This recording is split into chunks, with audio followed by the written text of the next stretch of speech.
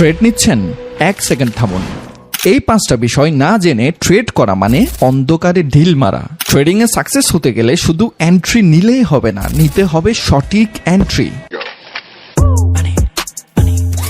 আজকে আমরা শিখব প্রতিটা এন্ট্রি নেওয়ার আগে যেই 5টা চেকলিস্ট কনফার্ম করব, যাতে করে লসের সম্ভাবনা কমাতে পারি এবং প্রফিটের সম্ভাবনা বাড়াতে পারি। তাহলে চলুন শুরু করা যাক।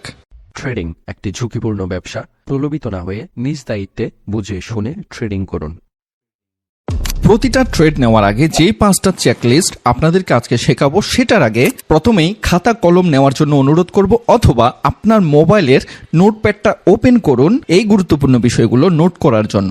ট্রেডিং প্ল্যান ফিক্সড করার জন্য প্রথমেই আপনাকে ফিক্সড করতে হবে কোন কারেন্সি বা পেয়ারে আপনি ট্রেড করবেন।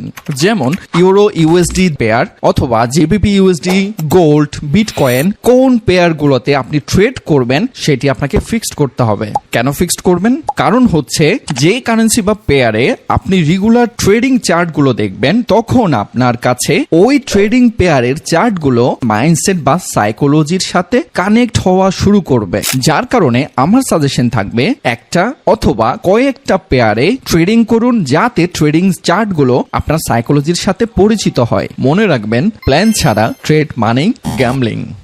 নেক্সট, কোন টাইম ফ্রেম আপনার জন্য সঠিক হবে? অনেকে H4 ডে 1 টাইম ফ্রেমে ট্রেড করে, সেই লং টার্ম ট্রেডের রেজাল্ট আসতে দীর্ঘ অনেক দিন সময় লাগতে পারে। সেই ক্ষেত্রে অনেকে 15 মিনিট, 30 মিনিট, 1 আওয়ার এই টাইম ফ্রেমগুলোতে ট্রেড করে, যাতে প্রতিদিনের ট্রেডের রেজাল্ট প্রতিদিন পেয়ে যেতে পারে। আবার কিছু ট্রেডার স্ক্যাল্পিং করতে পছন্দ করে, তারা 1 মিনিট বা 5 মিনিট টাইম ফ্রেম ব্যবহার করে শর্ট ট্রেড নেয়, মার্কেট থেকে প্রফিট নিয়ে বের হয়ে যায়। সো এক একজনের ট্রেডিং স্ট্র্যাটেজি বা স্টাইল এক এক রকম হয়ে থাকে, যার কারণে আপনাকে ফিক্সড করতে হবে আপনার স্ট্র্যাটেজিটা কোন টাইম ফ্রেমের সাথে যায়। কখনো 4 আওয়ারে করলেন, কখনো 1 মিনিটে করলেন, কখনো 1 আওয়ারে করলেন। এই রকম টাইম ফ্রেম ব্যবহার করা যাবে না, নির্দিষ্ট একটি টাইম ফ্রেম ফিক্সড করতে হবে। এইরকম আরো মূল্যবান টিপস বা ট্রিক্স জানতে ভিডিওতে লাইক করুন, কমেন্ট করুন, সাবস্ক্রাইব করে আপনার বন্ধুদের সাথে এই ভিডিওটি শেয়ার করুন, যাতে আমরা আরো উৎসাহ উদ্দীপনার সাথে নতুন কিছু আপনাদেরকে উপহার দিতে পারি।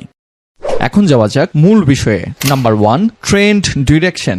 মনে রাখবেন, কখনোই ট্রেন্ডের বিপরীতে গিয়ে ট্রেড করবেন না। আপ ট্রেন্ড হলে বায়ে প্রায়োরিটি দিবেন, ডাউন ট্রেন্ড হলে সেলে প্রায়োরিটি দিবেন। Simple rule, trend is your friend.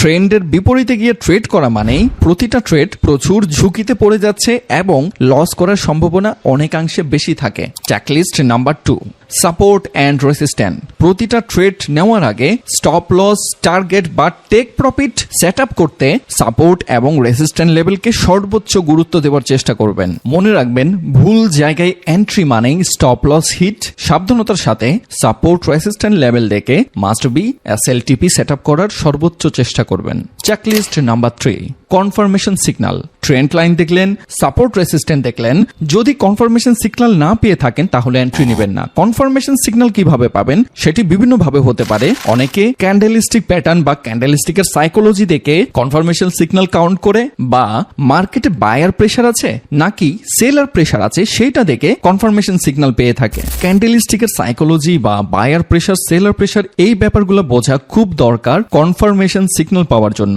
কোন একটা বাই এন্ট্রি নিলেন, অনেক বিগ সেল ক্যান্ডেল দিয়েছে, সেই ক্ষেত্রে সেলার প্রেসার যখন দেখবেন, আপনাকে মাস্ট বি ওই ট্রেড থেকে এক্সিট নিতে হবে। এটা কখন জানবেন? ক্যান্ডেলিস্টিকের সাইকোলজি বা মার্কেটে বায়ার প্রেসার, সেলার প্রেসার বোঝার পর। ক্যান্ডেলিস্টিক নিয়ে অনেক মূল্যবান একটা কোর্স দেওয়া হয়েছে আমাদের চ্যানেলে। আমি গ্যারান্টি দিয়ে বলছি, ক্যান্ডেলিস্টিক নিয়ে ইউটিউবে এইরকম মূল্যবান ভিডিও আর পাবেন না। সো ডেফিনেটলি ক্যান্ডেলিস্টিক প্যাটার্ন বা ক্যান্ডেলিস্টিকের সাইকোলজি নিয়ে এই ভিডিওটি মিস করছেন মানে ট্রেডিং ক্যারিয়ারে আপনি অনেক কিছু মিস করে যাবেন। সো ভিডিওটার লিংক ডেসক্রিপশনে বা কমেন্ট বক্সে বা আই বাটনে দেওয়া থাকবে।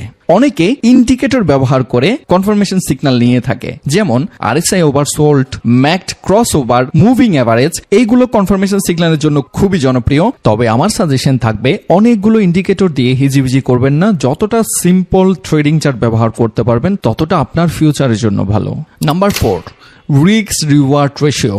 মনে রাখবেন, একজন ভালো ট্রেডার লাভ করার চাইতেও ভুল লসকে এড়িয়ে চলাই তাদের প্রধান কাজ। তারা লাভের দিকে ফোকাস দেয় না, ফোকাস দেওয়া হয় ভুল লসকে